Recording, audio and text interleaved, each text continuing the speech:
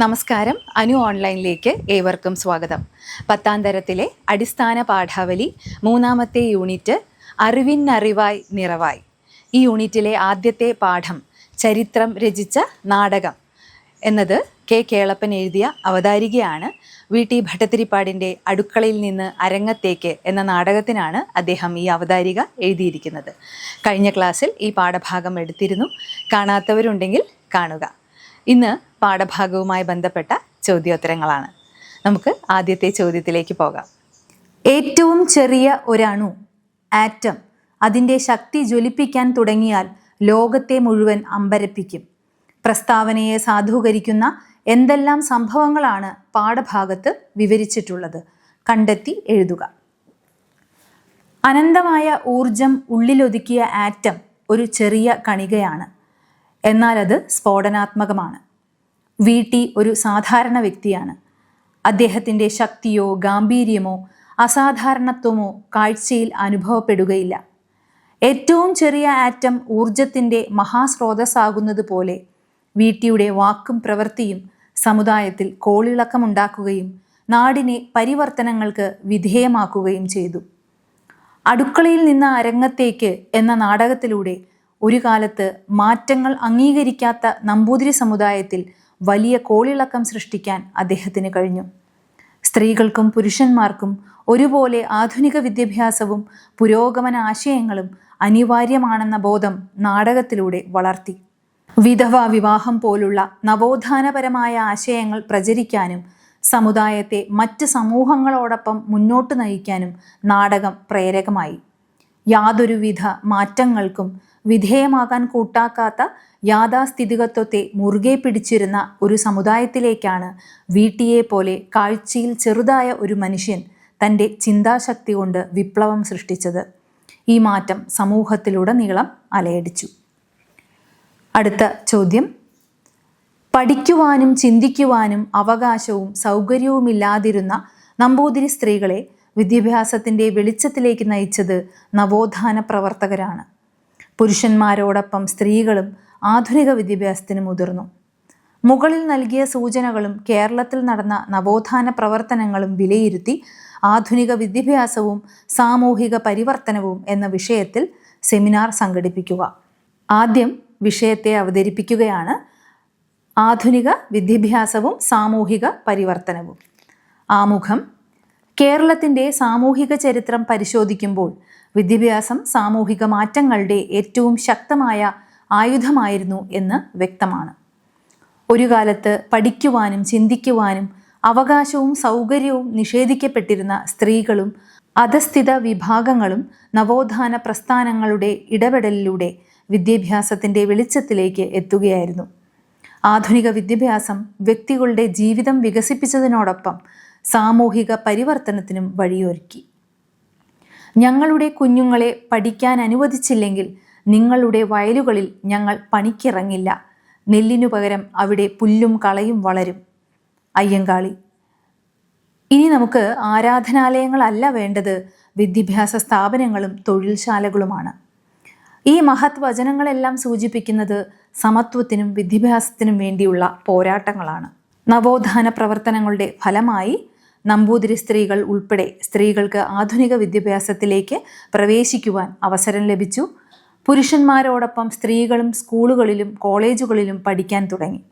വിദ്യാഭ്യാസം സ്ത്രീകളിൽ ആത്മവിശ്വാസവും സ്വതന്ത്ര ചിന്തയും വളർത്തി.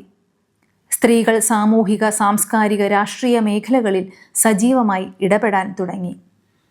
ആധുനിക വിദ്യാഭ്യാസം സൃഷ്ടിച്ച സാമൂഹിക പരിവർത്തനങ്ങളാണ് ഇനി പറയുന്നത്.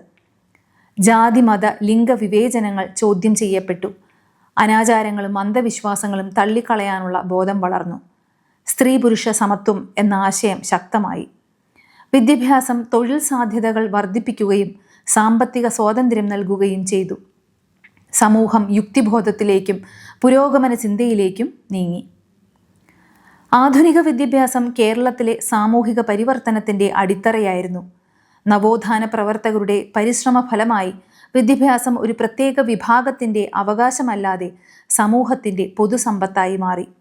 സ്ത്രീകളും പുരുഷന്മാരും ഒരുപോലെ വിദ്യാഭ്യാസം നേടിയത് കേരളത്തെ സാമൂഹികമായി പുരോഗമനാത്മകമായ ഒരു സമൂഹമാക്കി. അതിനാൽ ആധുനിക വിദ്യാഭ്യാസവും സാമൂഹിക പരിവർത്തനവും പരസ്പരം വേർപെടുത്താൻ കഴിയാത്ത ആശയങ്ങളാണ്. അടുത്ത ചോദ്യം, നമ്പൂതിരി സമുദായത്തെ ബാധിച്ച വ്യാധിക്ക് ഒരു വിദഗ്ധനായ വൈദ്യനെ പോലെയാണ് VT ചികിത്സ നടത്തിയത്. ദീർഘനിദ്രയിൽ നിന്ന് സമുദായത്തെ ഉണർത്തുവാൻ ഒരു വിദ്വൽ പ്രസരം തന്നെ വേണമെന്ന് അദ്ദേഹം ഉറച്ചു. K. കേളപ്പൻ. VT കാലത്തിൻ്റെ സന്ദേശം മനസ്സിലാക്കിയിരുന്നു. VT ചുമരെഴുത്തുകൾ വായിച്ചിരുന്നു. VT ശ്രീനാരായണ ഗുരുവിൻ്റെ സന്ദേശം ഉൾക്കൊണ്ടിരുന്നു. അയ്യപ്പൻ്റെ ആഹ്വാനം കേട്ടിരുന്നു. ഇന്ത്യയിലാസകലം നടന്ന സ്വാതന്ത്ര്യ സമരത്തിൽ പങ്കെടുത്തിരുന്നു. VT മരിച്ചു, VT ജീവിക്കുന്നു. പവനൻ. നിരീക്ഷണങ്ങൾ ശ്രദ്ധിച്ചല്ലോ. സമത്വസുന്ദരമായ സമൂഹത്തിൻ്റെ സൃഷ്ടിക്കായി നടന്ന ഇത്തരം പ്രവർത്തനങ്ങൾ നാം തുടരേണ്ടതല്ലേ? അവസര സമത്വവും സാമൂഹിക നീതിയും ഉറപ്പുവരുത്താൻ നമുക്ക് എന്തെല്ലാം ചെയ്യാൻ കഴിയും? ചർച്ച ചെയ്യുക. അവസര സമത്വവും സാമൂഹിക നീതിയും ഉറപ്പുവരുത്താൻ ഈ കാര്യങ്ങളൊക്കെ ശ്രദ്ധിക്കാം. VTയെ പോലെ തന്നെ വിദ്യാഭ്യാസത്തെ വിമോചനായുധമായി കാണണം. ജാതി മത ലിംഗ വ്യത്യാസമില്ലാതെ ഗുണമേന്മയുള്ള വിദ്യാഭ്യാസം എല്ലാവർക്കും ലഭ്യമാക്കണം. വിമർശനാത്മക ചിന്തയും മാനവിക മൂല്യങ്ങളും വളർത്തുന്ന വിദ്യാഭ്യാസം അനിവാര്യമാണ്. ജനനം കൊണ്ടല്ല, കഴിവും പരിശ്രമവുമാണ് അവസരങ്ങൾ നിർണ്ണയിക്കേണ്ടത്. വിദ്യാഭ്യാസം, തൊഴിൽ, ഭരണ സംവിധാനം എന്നിവിടങ്ങളിൽ പിന്നോക്ക വിഭാഗങ്ങൾക്ക് യഥാർത്ഥ പിന്തുണയും സംരക്ഷണവും നൽകണം. ജാതി വിവേചനം, ലിംഗവിവേചനം, സാമ്പത്തിക അസമത്വം എന്നിവയ്ക്കെതിരെ മൗനം പാലിക്കാതെ പ്രതികരിക്കണം. വ്യക്തിഗത തലത്തിലും സമൂഹ തലത്തിലും അനീതികളെ ചോദ്യം ചെയ്യാനുള്ള ധൈര്യം വളർത്തണം. VTയുടെ സാമൂഹിക പരിഷ്കാരങ്ങളിൽ സ്ത്രീ മുക്തിക്ക് നൽകിയ പ്രാധാന്യം ഇന്നും മാതൃകയാണ്. സ്ത്രീകൾക്ക് വിദ്യാഭ്യാസവും തൊഴിലും അഭിപ്രായ പ്രകടന സ്വാതന്ത്ര്യവും ഉറപ്പാക്കാതെ സമത്വ സമൂഹം സാധ്യമല്ല. ശ്രീനാരായണ ഗുരുവിൻ്റെ ഒരു ജാതി, ഒരു മതം, ഒരു ദൈവം മനുഷ്യന് എന്ന സന്ദേശം ഉൾക്കൊണ്ട് പരസ്പര ബഹുമാനത്തോടെയും സഹവർത്തിത്വത്തോടെയും ജീവിക്കാൻ നാം പഠിക്കണം.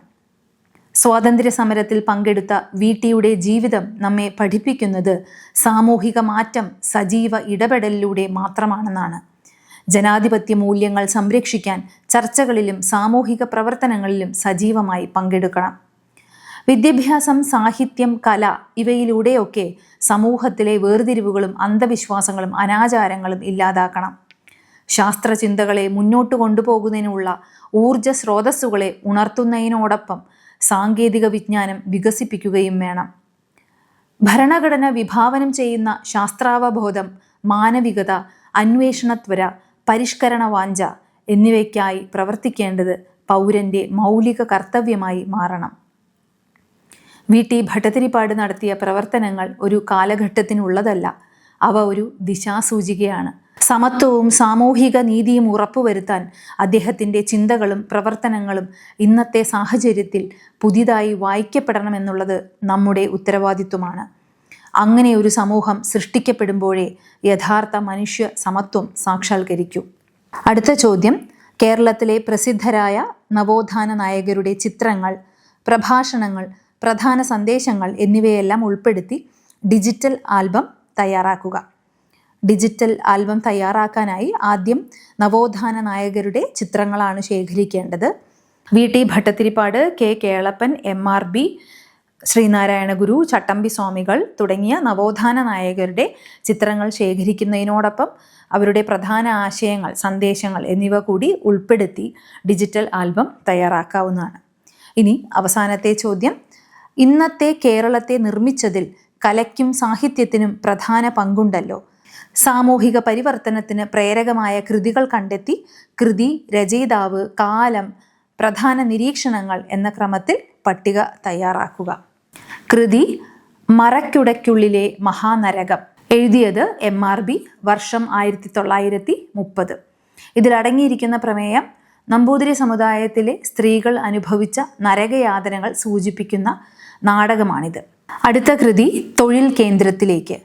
ഇത് അന്തർജന സമുദായത്തിലെ പുരോഗമന സ്വഭാവമുള്ള സ്ത്രീകൾ ഒരുമിച്ച് ചേർന്ന് എഴുതിയ കൃതിയാണ്. 1948 വർഷം. പുരോഗമന ചിന്താഗതിയുള്ള ഏതാനും സ്ത്രീകൾ ചേർന്നുണ്ടാക്കിയ നാടകം. ഇനി അടുത്ത കൃതി ഇന്ദുലേഖ, എഴുതിയത് O. ചന്തുമേനോൻ, വർഷം 1889. നായർ നമ്പൂതിരി സമുദായങ്ങളിലെ ജാതി വ്യവസ്ഥയും മരുമക്കത്തായവും അതോടൊപ്പം സ്ത്രീ വിദ്യാഭ്യാസവുമാണ് ഇതിലെ പ്രധാന പ്രമേയം. അടുത്ത കൃതി നിങ്ങളെന്നെ കമ്മ്യൂണിസ്റ്റാക്കി. എഴുതിയത് തോപ്പിൽ ഭാസി. വർഷം 1952. ജാതി സമ്പ്രദായത്തെ എതിർക്കാനും കീഴാളരുടെ ഉന്നമനത്തിനും വേണ്ടി രചിച്ച നാടകം. ഈ പട്ടികയിലേക്ക് കൂടുതൽ എഴുത്തുകാരെയും കൃതികളെയും നിങ്ങൾക്ക് ഉൾക്കൊള്ളിക്കാവുന്നതാണ്. പാഠഭാഗവുമായി ബന്ധപ്പെട്ട ചോദ്യോത്തരങ്ങൾ ഏവരും മനസ്സിലാക്കി കാണുമെന്ന് കരുതുന്നു. ഇന്നത്തെ ക്ലാസ് ഇവിടെ അവസാനിപ്പിക്കുകയാണ്. നന്ദി, നമസ്കാരം.